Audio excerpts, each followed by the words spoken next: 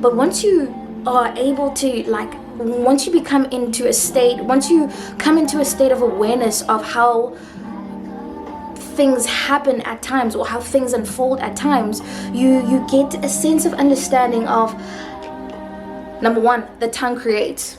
Number two, what you believe. Oh, battery's about to die.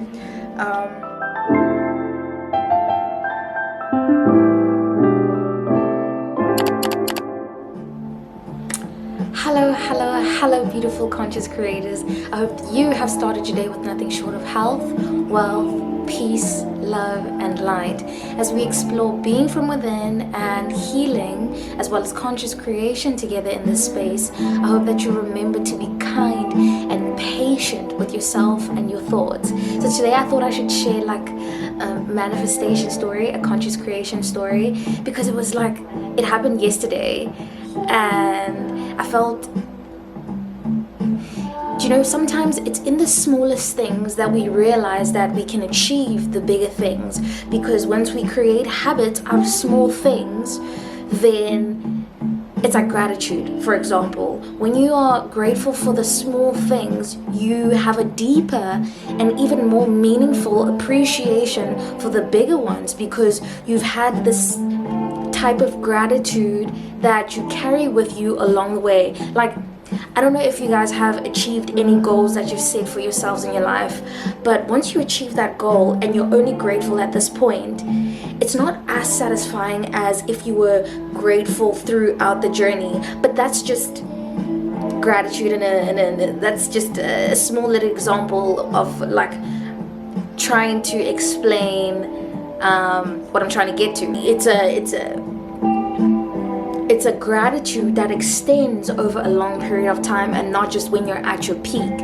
So with the small manifestation, it just seems so simple, but I just want to reaffirm and just show you how we're always manifesting. We're always in some ways creating consciously, even though we're not aware of it, because it's like what's running in the subconscious mind. Should I say unconscious or subconscious? I'm never really sure about how to phrase that, how to use those two words. I'll look it up. So yesterday I was carrying my bag, my gym bag, and my book bag in the other hand, other arm, shoulder, arm, box. And so usually I'll carry both bags when I go to campus, so that I don't have to come back this side and then only come back to where I live, and then only walk to, because it's opposite sides of the campus, right? And I hadn't slept well the night before, so I was just feeling, I was awake, but I was in between being awake and feeling tired, but not necessarily tired. It was just my mind. I even had a dream about it. Now that I think about it, wild. Yeah, what a wild dream. I don't want to get into the dream right now, but as I was leaving the house, walking to campus, I remember thinking to myself, it would be so great. This is very similar to the whole water bottles example, but this is slightly different because it's a different kind of manifestation. So I remember thinking as I was walking out the door, it would be so wonderful if I had a lift to campus. And I was like, God, please, universe out there, whoever, whatever, you know, please, can I just get a lift? I am just not in the mood. I am tired today. I know I'm gonna commit to my gym commitment and my classes. I 100% will commit to those. I just don't want to be walking today. I'm feeling quite lethargic. That's the word that I should be using. Yes, I'm feeling quite lethargic today. So it would be great to have a lift. And nothing happened that day. I let it go. And nothing happened that day. So nothing happened yesterday. I didn't get a lift. I'm lying.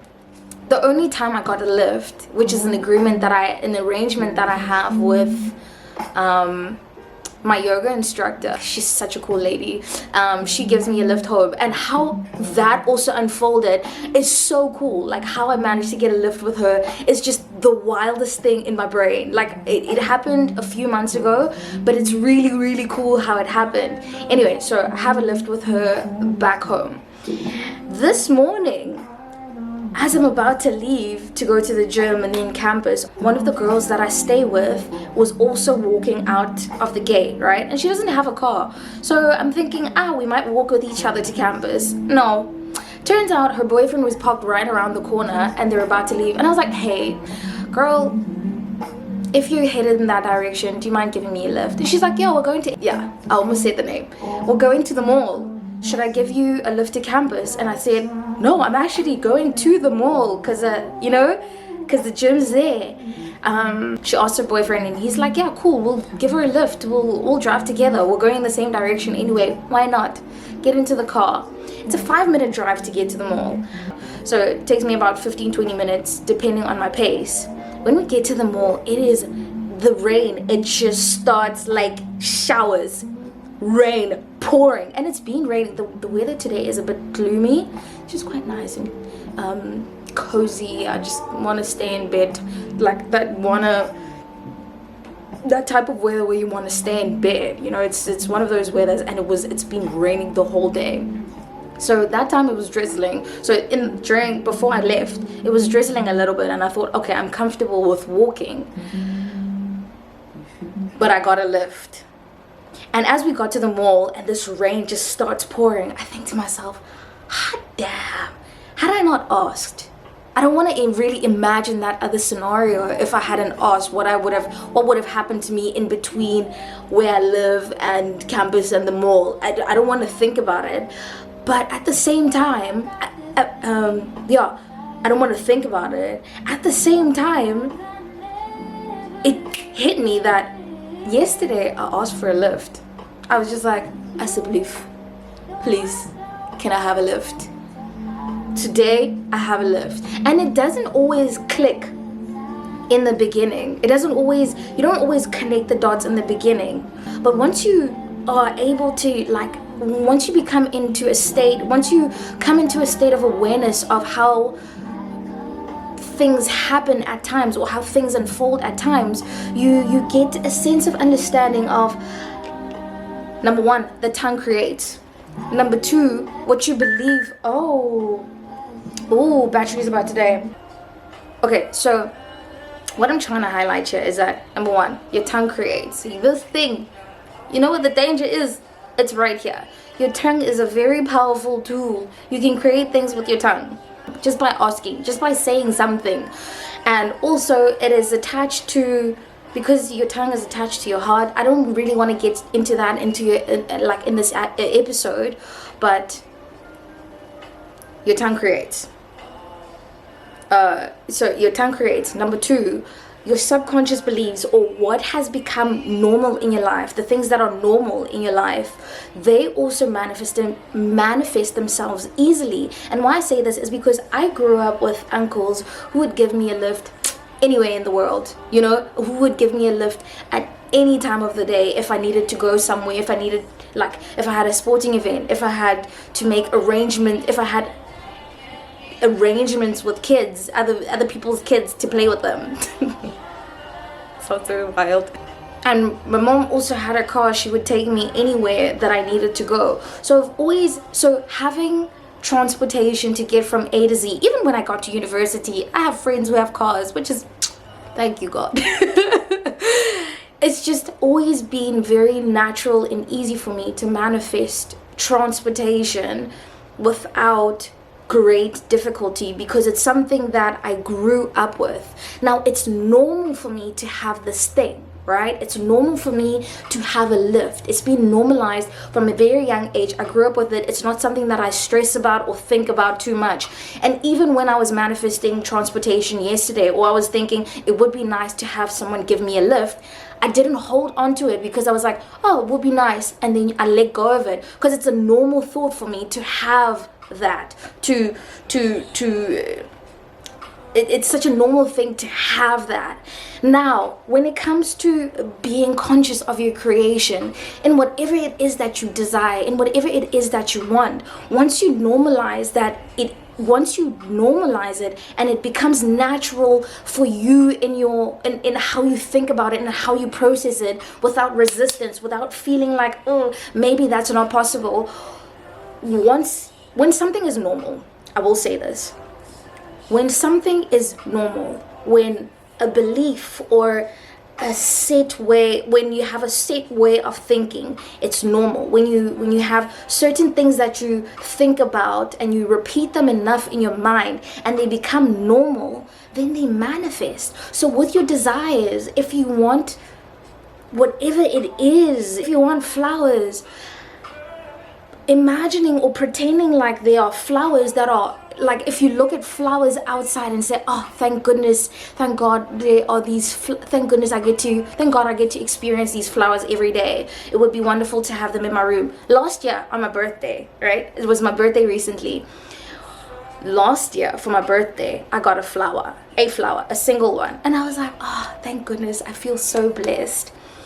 And I thought about it, I was like, it would be so wonderful to get like a bouquet of flowers. This year for my birthday, I want to show you. And this is just, I need to show you. Like, I mean, and this is because I normalized the thought of having flowers. Even when I see from that point, when I saw flowers, I was like, oh, it's so wonderful to see these flowers. They look so beautiful. And seeing flowers and appreciating their beauty became such a normal thing for me that when I got these flowers, I was like, I did that. Thank you. Thank you. Now, walking back to your desire, whatever you want, just normalize it. Let it become normal and it doesn't have to be a daily thing, because approaching manifestation and affirmations, when it's something that you really desire, because I've been through the experience of trying to, I've been through the ringer with it at the beginning when I didn't understand how it actually how it actually worked. I would over affirm. There was a point where I over affirmed and it just was like the most uncomfortable thing, because I overdid it, and it shouldn't feel like a job. You should feel at ease when you are applying any sort of technique in order to attract whatever it is that you desire, because and there's this other quote that goes, I'm not quoting it, I might not be quoting it verbatim, but a lot of people say you attract what you are. So what you are and what is normal to you is easily attracted to you. What you've seen, what you've grown up understanding, what you know, that knowing attracts itself to you because it is such a normal way of being. It's a part of your being. Now, in order to change the normal and see a different kind of normal that you desire, then you have to change yourself. So then you have to change yourself, and I'll leave it at that, because that is a whole different conversation about self-concept and all of that stuff, but I will leave it there. Thank you for listening all the way to the end. My name is Obakeng and I'm your accidental therapist.